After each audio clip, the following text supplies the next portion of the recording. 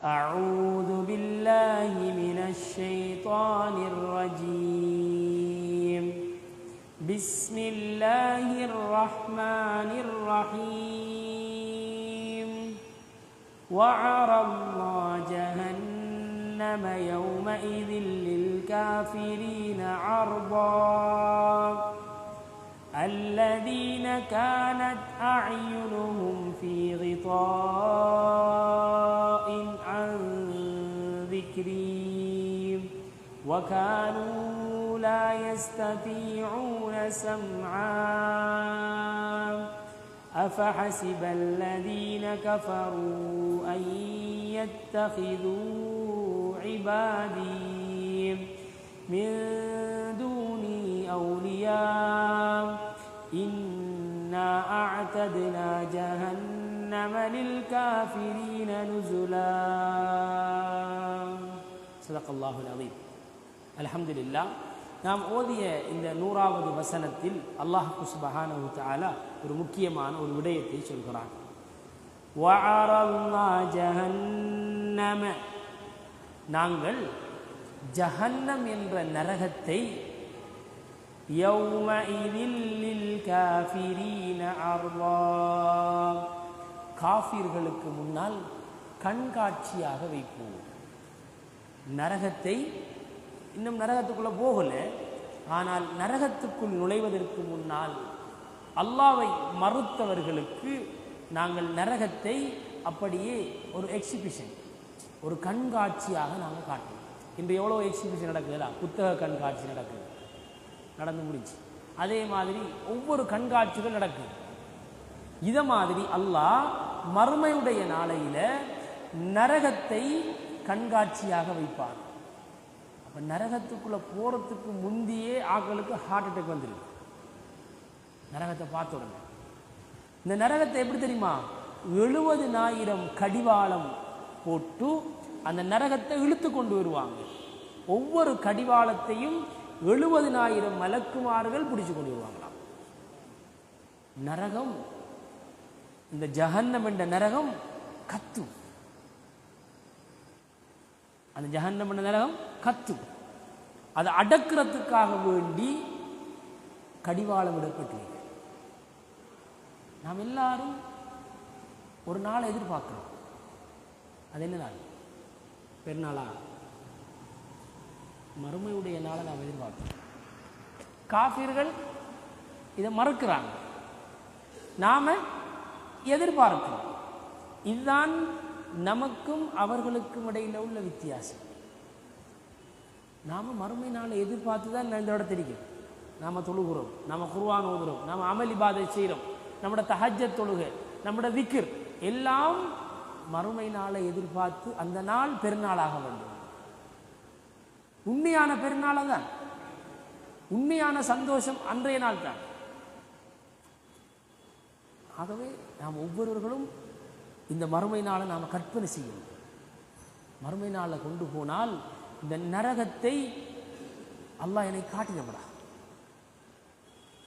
அல்லாஹ் சொல்ல, நான் காஃபிர்களுக்கு இந்த நரகத்தை நான் ஒரு கண்காட்சியாக நான் காட்டுவேன். வெளியிலிருந்து பார்க்கக்குள்ளே அவங்களுக்கு ஹார்ட் அட்டாக் வந்துடும் பயத்தில். சிலாக்கள் சொல்லாங்க, இன்னும் ஃப்ளைட் படித்து மவுத்தாயினா இந்தியாவில், ஃப்ளைட் படித்து மவுத்தா அப்படியா? ஃப்ளைட் படித்து மவுத்தாக இல்லை, பாம்பு கடிச்சு மவுத்தாக இல்லை, ஹார்ட் அட்டாக் வந்து மவுத்தாக இல்லை. நான் ஒவ்வொன்றுக்கும் காரணத்தை தேடுறோம். ஒரு ஆள் மவுத்தாயிட்டாராம். என்ன மவுத்தாயில? சும்மா மவுத்தாயில. சும்மா மவுத்தாயினா சரி இல்லை, நேற்று தலைவலி. ஏதாவது ஒரு காரணத்தை தேடுறோம். நாம் மவுத்துக்கு என்ன செய்யறோம்? நம்ம காரணத்தை தேடுறோம்.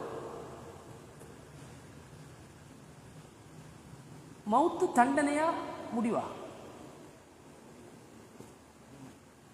முடிவு. ஃப்ளைட்டில் போனாக்கள் ஃப்ளைட் வெடிச்சு மவுத்தானது தண்டனையா முடிவா? முடிவு. இப்போ நாங்கள் போகிறோம், ஒரு எக்ஸிடென்ட் படுது, அல்லது ரோட்டில் இருந்து ஒரு ஆள் மவுத்தாகிறார், அல்லது வேற ஒரு வழி வருது, இது இவர் காட்டின கூத்துக்கு அல்லாஹ் கொடுத்த தண்டனை அப்படியா? அப்போ நபி ஸல்லல்லாஹு அலைஹி வஸல்லம் அவங்களோட பிறந்த புள்ள மௌத்தானது, அவன் நபி அவங்களுக்கு கொடுத்த தண்டனை அல்லாஹ். பால் குடிக்கிற புள்ள மௌத்தானது, ஹசன் ஹுசைன் ரலியல்லாஹு தஆலா அன்ஹு கழுத்து வெட்டப்பட்டது, நஞ்சூட்டப்பட்டது, ஃபாத்திமா நாயகி கொடுத்த தண்டனையா? தண்டனை அல்ல, முடிவு. இதை ஏற்றுக்கொள்ளணும், இதை நாம் ஏற்றுக்கொள்ளணும். ஒருவர் 40 வயசில் மௌத்தாகிறார், அல்லாஹ் கொடுத்த தண்டனை அது இல்லை. இன்னும் நம்மள்ட்ட இந்த எண்ணம் ஒன்று இருக்கா இல்லையா? அல்லாஹ் இதை பாதுகாக்கணும். இந்த கன்செப்ட் ஒன்று இருக்கு எல்லாருக்கிட்டையும். சின்ன வயசில் மௌத்தா ஆகிட்டார், அவை ஆடிய ஆட்டத்துக்கு அல்லாஹ் கொடுத்த தண்டனை என்று சொல்லுவேன். நாம் மௌத்தாயினா அடுத்த செகண்ட் மௌத்து வரலாம், அடுத்த செகண்ட் மௌத்து வரலாம். ஆகவே நாம் எல்லோரும் மறுமை நாள நினைவு கூர்ந்து மறுமை நாளை ஞாபகம் கொண்டு வாழ்கிறோம். ஆகவே இந்த மறுமை நாளை ஞாபகம் கொண்டவர்கள் எப்படி இருப்பார்கள், மறுமை நாளை நம்பாதவர்கள் எப்படி இருப்பார்கள் என்ற விடயத்தை அல்லாஹ் சொல்கிறான். காஃபிர்களுடைய பண்பு என்ன தெரியுமா? காஃபிர் என்றால் மறுக்கிறவன். எதை மறுக்கிறவன்? மறுமையை மறுக்கிறான். இந்த மறுமை நாளை மறுக்கிறவன் முதலாவது பண்பு الذين كانت أعينهم في غطاء عن ذكري. இந்த மறுமை நாளை மறுக்கக்கூடியவர்களுடைய முதலாவது பண்பு என்ன தெரியுமா? அல்லாஹ் சுப்ஹானஹு தஆலா சொல்கிறான், அவர்களுடைய கண்களுக்கு திரையிடப்பட்டிருக்கும். அவர்களுடைய கண்களுக்கு திரையிடப்பட்டிருக்கும். அந்திக்கிரி எதை விட்டு வந்தால் என்னை ஞாபகப்படுத்தக்கூடிய விடயங்களை பார்க்க மாட்டாங்க. என்னை ஞாபகப்படுத்துகிற விடயங்களை அவங்க பார்க்க மாட்டாங்க. அவங்க பார்க்கறதெல்லாம் ஹராத்தை தான் பார்ப்பாங்க. இது யார பண்பாங்க? காஃபிர்களுடைய பண்பு, மறுமை நாளில் மறுக்கிறாக்கல்ல பண்பு. அப்ப நாம நல்லதை பார்க்கறது இருக்குதானே, இது முக்கியமான ஒரு விடயம். நல்லதை பார்க்கணும். இந்த நல்லதை பார்க்கறது கூடையா, கெட்டது பார்க்கறது கூடையா என்று நாம் ஒவ்வொருவர்களும் நம்மளை யோசிக்கணும். இன்றைய காலையிலிருந்து நான் எத்தனை தரம் குர்ஆனை விரிச்சு பார்த்திருக்கேன், என் உம்மாட முகத்தை பார்த்து எத்தனை நாள் நம்ம யோசிக்கணும். இன்றைக்கு உம்மாட முகத்தை எத்தனை நேரம் பார்த்தோம், ஃபோன் எத்தனை நேரம் பார்த்தோம்? சரியா சார் நான் கேட்குற கேள்வி? ஃபோன் எத்தனை நேரம் பார்த்துருக்கோம், ஆனால் உம்மோட முகத்தண்டைக்கு எத்தனை நேரம் பார்த்து? நம்ம நாங்கள் ஹஜ்ஜி போய் வந்தியா, நல்ல விஷயம், நம்ம எல்லாரும் அவங்கள வரவேற்கணும். உண்மையிலே ஒரு விஷயம் என்னென்னா, நாம் ஒரு சுண்ணத்தை செய்கிறோம், ஹஜ்ஜிக்கு போகிறாக்களை வழி அனுப்புகிறோம். ஆனால் அதை விட முக்கியமான ஒன்று தெரியுமா? ஹஜ்ஜி முடிச்சு வாராக்களை வரவேற்கிறது இருக்குதானே, இது ஒரு முக்கியமான விடயம் நம்ம செய்யணும். அதை யோசிச்சேன். ஹாஜிகளை வரவேற்போம், ஹஜ்ஜாஜிகளை வரவேற்கிறது என்கிறது முக்கியமான ஒரு விடயம். ஆனால் இன்று நாம் அந்த விடயத்தில் பொடுபோக்காக இருக்கிறோம். வழி அனுப்பக்குள்ள துவா செய்யுங்கோ என்று நாம் எல்லாரும் வழி அனுப்புகிறோம். ஆனால் அன்று பிறந்த பாலகனை போன்று ஹஜ்ஜை முடித்துவிட்டு அந்த வரக்கூடியவர்களை நாம் ஊர் சேர்ந்து வரவேற்கமா? கொஞ்சம் யோசிக்கணும் இந்த விடயத்தை. ஊர் சேர்ந்து வரவேற்கும்.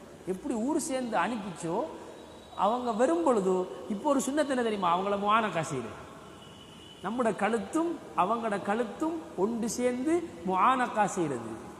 போக்கொள்ள முசாஃபா தான் செய்யணும். நாம் ரெண்டுக்கும் சேர்த்துன்னு செய்கிறேன். முசாஃபாவும் செஞ்சு முஆனகாவும் செஞ்சு அனுப்பிடுறேன். வந்த அவங்களுக்கு என்ன வேலை? என்ன வேலை? கொண்டு வந்த சாமானாக்களுக்கு பிரித்து கொடுக்கணும். இப்போ அதில் தான் இப்போ அவங்க முழு கவனமும். என்ன பிரச்சனைனா, ஒரு ஆளுக்கு கொடுக்கலன்னா மனத்தாகும், ஒரு ஆளுக்கு கொடுக்கல கொஞ்சம் குறைஞ்சிட்டுச்சுன்னா மனத்தாகும். அப்படியான ஒரு சமூக ஒரு நிலைமை இன்று தள்ளப்பட்டிருக்கு. நாம் யோசிக்கணும், அன்று பிறந்த பாலகன் வாராரே, அவர் நம்மளை பார்த்து முதலாவது கேட்கிறதுவா ஏற்றுக்கொள்ளப்படும். அந்த ஹாஜி வந்து நம்மளை சந்திச்சு நம்மளை கட்டி அணைச்சி அன்னரம் கேட்கிறதுவா ஏற்றுக்கொள்ளப்படும். எவ்வளவு பெருமதியானவர்கள். ஹைர், இது நாம் ஒரு பக்கம். ஆகவே நல்ல விடயங்களை நாம பார்க்கணும், நல்ல விடயங்களை பார்த்து கொண்டே இருக்கணும். அடுத்தது وَكَانُوا لَا يَسْتَطِيعُونَ سَمْعًا அவர்களால் நல்ல விடயத்தை கேட்கவும் முடியாது. நல்லத்தை பார்க்கவும் மாட்டாங்க. என்ன செய்யப்பட்டீங்க? அவங்களுக்கு மூடி போட்டிருக்கி, கண்ணுக்கு முன்னுக்கு நல்லது நடக்கும் வழங்க மாட்டாங்க, கெட்டது மட்டும்தான் வழங்கும். இப்போ அதே மாதிரி தான் இந்த சமூகத்தில் நல்லது என்ற உம்மட முகத்தை பார்க்கறது, காபத்துல்லாவை பார்க்கறது, குர்ஆனை பார்க்கறது ஒன்று இருக்கு. இன்னும் ஒன்று என்ன தெரியுமா? உங்களோட நல்லது விலைக்கு விளங்காது.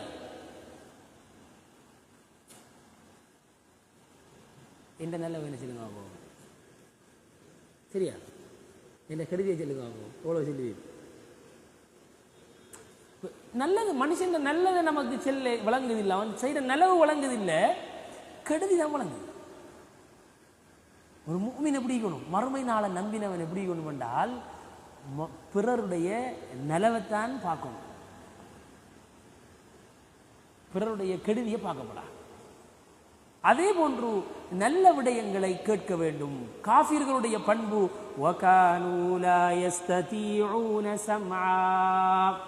நல்ல விடயங்களை அவர்களால் கேட்க முடியாது.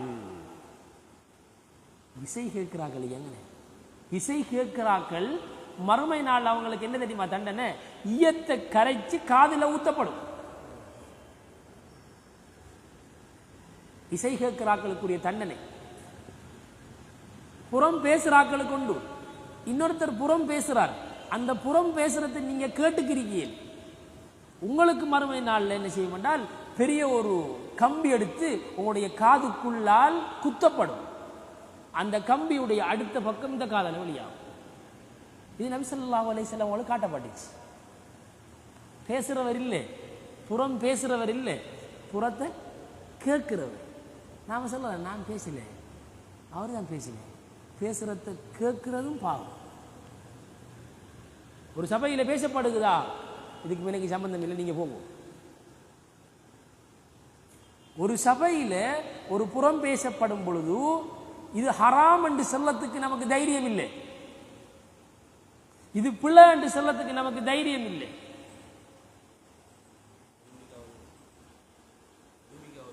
எழுதியாவது வைக்கிறோம். இப்போ நாங்கள் நம்ம ஆக்கள் எப்படி என்ன சில ஆக்கள் இந்த ரசம் தொட்டு இன்ட்ரெஸ்டா டேஸ்டா இன்னும் இன்னும் இன்னும் ஏதாவது இன்னும் கொஞ்சம் செல்லுங்கள் நின்று கதையை இன்ட்ரெஸ்டா கேட்காங்க. அல்லாஹ்வின் நல்லடியார்களே, நம்ம மிக கவனமாக இருக்கும். நாம் மறுமை நாள் நம்பி வாழ்றோம். இன்றைக்கு இருக்க நாளைக்கு மௌத்தாயிரும். யாருக்கும் நிரந்தரம் இல்லை. நிரந்தரம் இல்லைன்றதுக்கு தான் உதாரணம் என்ன, ஃப்ளைட்டில் போனாங்க. நான் இந்தியாவில் போய் ஃப்ளைட்டில் என்ன படிச்சு ஃப்ளைட் மவுத் ஆகிட்டா இல்லையா? நிரந்தரம் இல்லைங்கிறதுக்கு ஒரு கண்ணுக்கு முன்னால் காட்டப்பட்ட ஒரு உதாரணம் தான் இது. சமீபத்தில் நடந்தது. எவ்வளோ ஆசையோட எவ்வளோ கனவோட பெருநா கொண்டாடி போட்டு நாட்டுக்கு போனாங்க குடும்பத்தோடு. நம்ம எல்லாம் பார்த்தோம் சமூக வலைதளங்கள். ஆகவே நாம் நல்லத்தை பார்க்கணும், நல்லத்தை கேட்கணும், மறுமை நாளை நம்பணும். அடுத்ததாக அல்லாஹ் சொல்கிறான், அஃபஹஸிபல்லதீன கஃபரு அய்யத்தகிது இபாதி மின் தூனி அவுலியா. இந்த மறுமை நாளை மறுக்கக்கூடியவர்கள் என்னை அவர்களுடைய நண்பர்களாக எடுக்காமல் அவர்கள் என்னுடைய அடியார்களை நண்பர்களாக எடுக்கின்றார்கள். என்ன விட்டுட்டு என்ன நம்பாம இன்று மக்கள் பணத்தையும் பதவியையும் பட்டத்தையும் இன்று நம்பி இன்று போய்கொண்டே இருக்கின்றார்கள். மறுமை நாளை நம்பக்கூடியவர்கள் நிச்சயமாக அவர்கள் என்னைத்தான் அவர்களுடைய நண்பர்களாக எடுத்துக்கொள்ளணும். உங்களோட நண்பர் யார் என்று கேட்டால், ஸ்கூலில் ஒரு புதிய ஒரு மாணவனை எழுப்பி உங்களோட நண்பர் யார் என்று கேட்டால் நாம் என்ன பதில் சொல்லுவோம்? என் நண்பர் யார்? ஹம்தி. என் நண்பர் யார்? முஷர்ரஃப். நான் பதில் சொல்லமா இல்லையா? யாராவது நானும் தான். உங்களோட நண்பர் யார் என்ற அந்த லிஸ்ட்டில் அல்லாஹ் வருதா? நான் பிள்ளைகளை சொல்லி கொடுத்தீங்கம்மா. ஸோ நான் இப்போ யோசிக்கிறேன். ஆனால் இப்ராஹிம் அலைஹிஸ்ஸலாம் என்ன கேட்டார்? உங்களோட நண்பர் யார்? அல்லாஹ். அல்லாஹ்வின் நல்லடியார்களே பாருங்க, சின்ன விஷயம் இது. நம்முடைய பேசிக்கான ஒரு விடயத்தில் நம்மகிட்ட இல்லை. நம்முடைய நண்பர் யார்? நம்முடைய நண்பர் யார்? அல்லாஹ், ரசூல். இவர்கள் தான் நம்முடைய உற்ற நண்பர்களாக நாம் எடுத்துக்கொள்ள வேண்டியவர்கள். இன்று நாம் அவர்களை விட்டு இன்று நாம் யாரையோ நண்பர்களாக எடுத்து வந்தீங்க. மறுமை நாளுடைய அடையாளம் என்ன தெரியுமா? நண்பனை நெருக்குவான், தந்தையை ஒதுக்குவான். இது மறுமை நாள் அடையாளம். இந்த நண்பனுக்காக வேண்டி தந்தையை உதாசீனப்படுத்தக்கூடிய ஒரு சமூகம் உருவாகி கொண்டு வருது. நண்பன் தான் முக்கியம். பாப்பா முக்கியமா, நண்பன் முக்கியமா? நண்பன் முக்கியம்.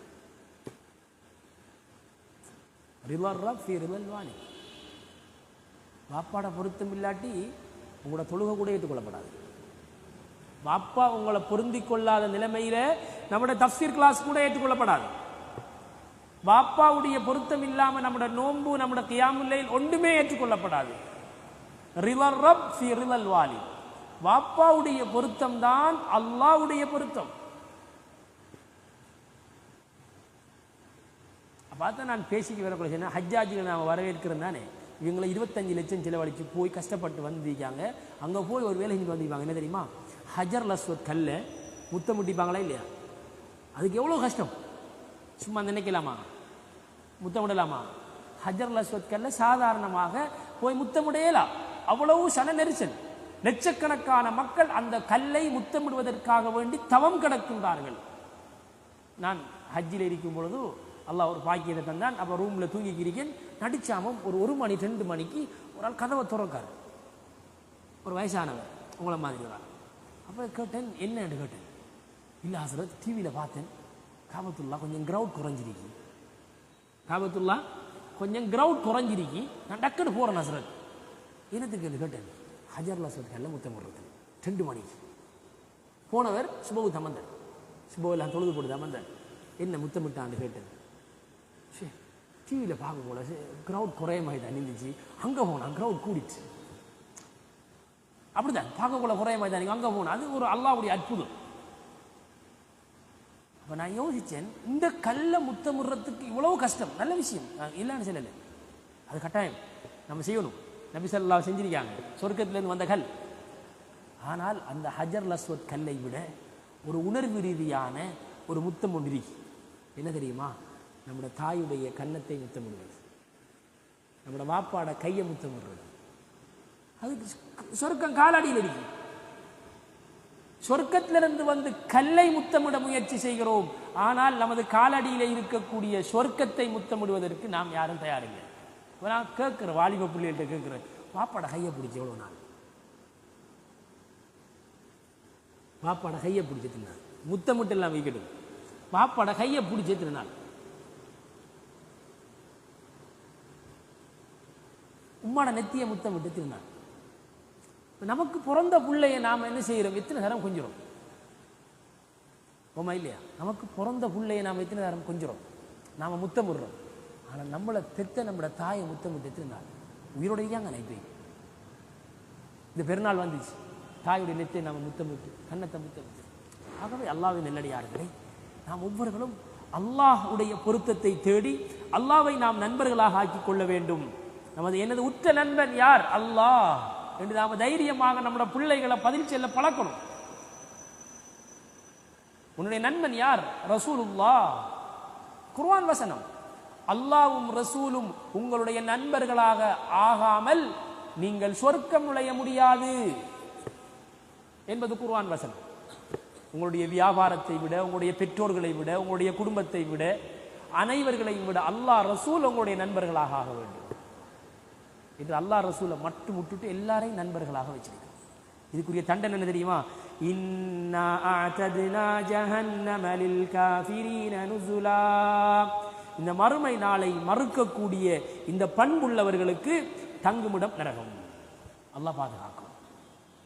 ஆகவே இந்த உள்ளத்தில் யார் அன்பிரிக்கு, யார முஹப்பத்திரிக்கு இடத்தை நாம் ஒவ்வொருவர்களும் யோசிக்கணும். குல் ஹல் உனப்பியுக்கும் قل هل ننبئكم بالأخسرين أعمالا. நபியே, நீங்க மக்களை பார்த்து சொல்லுங்க, அமல் செஞ்சு நஷ்டப்பட்டவர்கள் யார் என்பதை நான் உங்களுக்கு அறிவிக்கட்டுமா? அமல் செஞ்சு நஷ்டப்பட்டாங்க, சும்மா இல்லை. அமல் செய்யாம நஷ்டப்பட்டார்கள் இல்லை. அமல் செஞ்சு தொழுது நோன்பு பிடிச்சி ஜகாத் கொடுத்து ஹஜ்ஜி செஞ்சு நஷ்டப்பட்டார்கள். இவர்களை நான் உங்களுக்கு சொல்லட்டுமா? அல்லதீன வல்ல சஅய்யுஹும் ஃபில் ஹயாத்தித் துன்யா, அவர்கள் இந்த உலகத்தின் வாழ்க்கையில் பெரிய பெரிய அமல்கள் செய்தார்கள். வஹும் யஹ்ஸபூன், அவர்கள் நினைச்சு கொண்டிருந்தார்கள், அன்னஹும் யுஹ்ஸினூன சுன்ஆ, நான் செய்யறது சரி. பெரிய பெரிய அமல் செஞ்சாங்க, ஆனால் இஹ்லாஸ் இல்லாம செஞ்சாங்க. கடைசியா அங்க பொறுமானமே இல்லை. அமல் செஞ்சு கஷ்டப்பட்டு அமல் செஞ்சு நஷ்டவாளியார். ஆகவே நாம் ஒவ்வொருவர்களும் அமல் செய்யும் பொழுது மறுமை நாளை ஞாபகம் கொண்டு அல்லாஹ்வை ஞாபகம் வைத்து எமது தொழுகை, எமது நோன்பு, எமது தஃப்சீர் கிளாஸும் தான். அதனால தான் நாம் இவ்வளவு காலம் செஞ்சுக்க போகிறோம். நம்ம அல்லாஹ்வுக்காக வேண்டி செஞ்சுக்க போகிறோம், நம்ம யாருக்காக வேண்டியும் இல்லை. அல்லாஹ் நம்மளோட நோக்கங்களை கபூல் செய்வோம். ஆகவே அல்லாஹ்வின் நல்லடியார்களே, நாம் ஒவ்வொருகளும் முழங்கணும் என்னென்றால், நான் செய்கிற அமல் நஷ்டமாக என்ன நஷ்டவாளியாக்கிடுமா என்று நாம் யோசிக்கணும். நஷ்டவாளியுடைய அமல் செஞ்சிடப்படும். அதனால தான் ஆயிஷா ரலியல்லாஹு தஆலா அவர்கள் 1,24,000 தங்க காசை ஜகாத்து கொடுத்துட்டு சதக்கா கொடுத்துட்டு அழுவாங்க. ஏன் அழுகுறீங்கம்மா என்று தன் சகோதரியின் மகன் கேட்ட பொழுது சொன்னார்கள், நான் கொடுத்த ஜக்காத்தை அல்லாஹ் என் முகத்தில் தூக்கி வீசிடுவானா என்ற பயத்தில் அழுகிறேன். அவங்க நன்மை செஞ்சுட்டு அழுகிறாங்க, நாம் பாவம் செஞ்சுட்டு அழுகிறோம் இல்லை. சஹாபாக்கள் ஒவ்வொரு நாளும் சலாத்து தௌபா 2 ரக்காத் தொழுவாங்களாம். நம்ம சலஃபு சாலிங்களா இரவைக்கு தூங்க போகல சலாத்து தௌபான்ற ஒரு தொழுகை இருக்கு, தெரியுமாமா? சலாத்துல் லுஹா மாதிரி, சலாத்துல் ஹாஜா மாதிரி, கல்யாணம் முடிக்கிறது சலாத்துல் இஸ்திஹாரா தொழுகிற மாதிரி சலாத்து தௌபான்ற தொழுகை இருக்கு. இரவைக்கு தூங்கும் பொழுதோ அல்லது என்னரவோ 2 ரக்காத் தொழுகிறது. தொழுது, யா அல்லாஹ் நான் இன்று செய்த பாவத்துக்குரிய பரிகாரமாக 2 ரக்காத் தொழுதுட்டேன், யா அல்லாஹ் என்னை மன்னிச்சிடு என்று சொல்லிட்டு தூங்குறது. இது சலஃபு சாலிஹீன்கள் தொடர்ச்சியாக செஞ்சு வந்த அமல். ஏன்னா தூங்குறனா எழும்புவனான்னு தெரியாது. அப்போ நாம நம்மளோட வாழ்க்கையில் எத்தனை ரக்காத் தொழுகிறோம் சலாத்து தௌபா? நான் எனக்கு தான் கேட்கிறேன். ஆகவே நாம் ஒவ்வொருவர்களும் அல்லாஹ்விடத்திலே நாம் தயாராக வேண்டும். أولئك الذين كفروا بآيات ربهم ولقائه, இவர்கள் இந்த காஃபிர்கள் இருக்கின்றார்களே, இவர்கள் அல்லாஹ்வுடைய அத்தாட்சிகளை மறத்தார்கள். அல்லாஹ்வை சந்திக்க வேண்டுமே, அல்லாஹ்வுக்கு முன்னால் நிற்க வேண்டுமே என்பதை மறத்தார்கள். ஆகவே அவர்களுடைய அமல்களை நாங்கள் அப்படியே அழித்து விட்டோம்.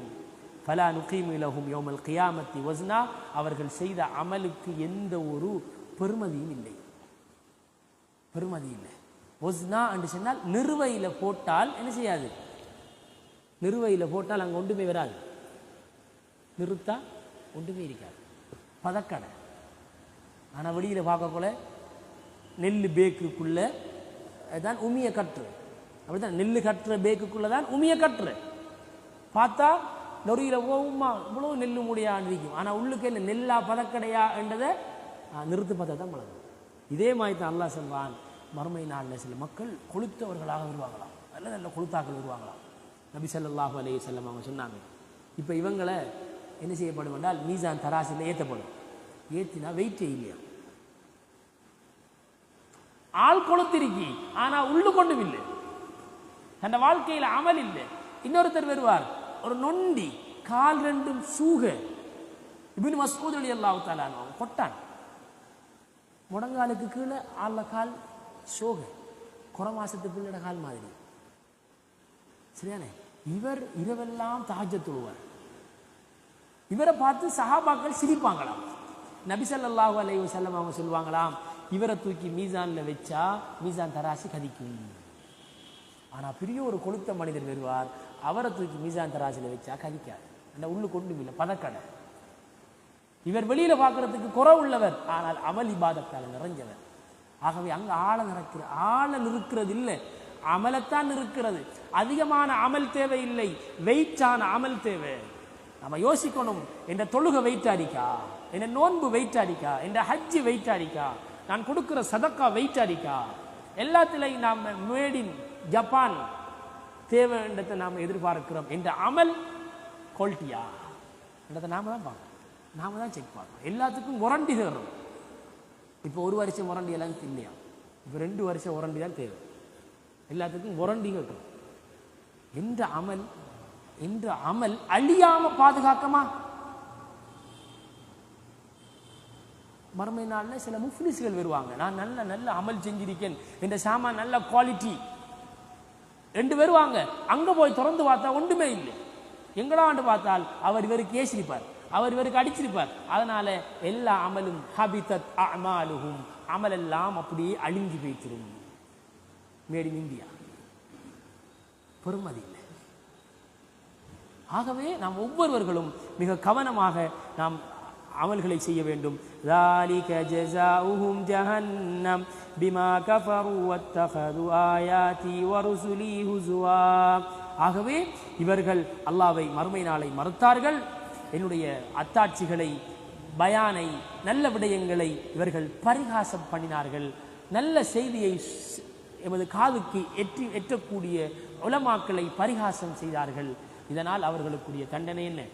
நரகம் என்பதை அல்லாஹ் சுப்ஹானஹு தஆலா அங்கே சொல்லி இந்த சூரத்துல் கஹ்ஃபை அப்படியே அல்லாஹ் முடித்து விடுகின்றான். ஆகவே அல்லாஹ்வின் நல்லடியார்களே, நாம் ஒவ்வொருவர்களும் இந்த சூரத்துல் கஹ்ஃபை நாம் விளங்கி மறுமை நாளை ஞாபகம் கொண்டு ஈமானை வளர்த்து நாம் அமல் செய்யணும். இப்போ நாம் இன்ஷா அல்லாஹ் சூரத்துல் கஹ்ஃப் ஓதி முடிச்சிட்டோம். ஆகவே இப்போ நாம் ஒவ்வொரு வெள்ளிக்கிழமை ஓதும் பொழுது கொஞ்சம் முடியுமாக இருந்தால் கஹ்ஃப் ஓதுற சூரத்துல் கஹ்ஃபுடைய தர்ஜுமா கொஞ்சம் பார்க்குறோம். இப்போ பார்த்தா வழங்கும். ஒவ்வொரு நாளைக்கும் ஒவ்வொரு கிழமைக்கும் ஒரு பக்கத்தை பார்க்குறோம். ஒரு பக்கத்தை பார்த்து போல கடைசி என்ன நடக்கும்டா ஓத ஓத ஓத ஓத நமக்கு அந்த நாம் படித்த தஃப்சீர் கிளாஸ் எல்லாம் அப்படியே நமக்கு ஞாபகம் வந்தது. படித்தோம் விட்டுட்டோம் என்று இல்லாமல் நம்ம கொஞ்சம் தர்ஜுமாத்து குர்ஆனையும் வச்சு நம்ம சூரத்துல் கஹ்ஃபை நாம் ஓதினோம் என்று சொன்னால் நிச்சயமாக அல்லாஹ் பெரிய ஒரு பிரயோசனத்தை ஏற்படுத்தக்கூடியவனாக இருப்பான். ஆகவே அல்லாஹ் எமது முயற்சியிலே அல்லாஹ் அனைவருடைய அமல்களையும் கபூல் செய்வானாக.